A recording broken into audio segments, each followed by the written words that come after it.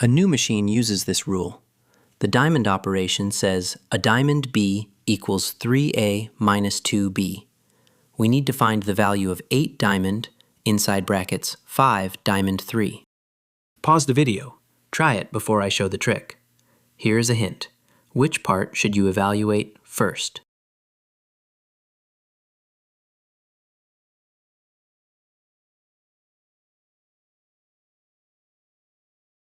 When you have nested operations, solve the inner brackets first. Start with 5 diamond 3. Apply the rule. 3 times 5 minus 2 times 3. That is 15 minus 6. That equals 9. The inner result is 9. Now substitute that 9 back into the outer expression. 8 diamond 9. Apply the same rule. 3 times 8 minus 2 times 9. That is 24 minus 18.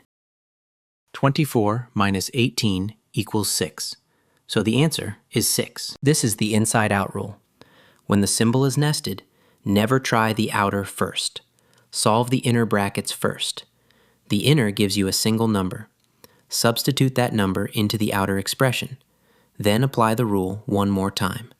Code, then substitute, then compute. The same recipe run twice. Learn, compete, and win.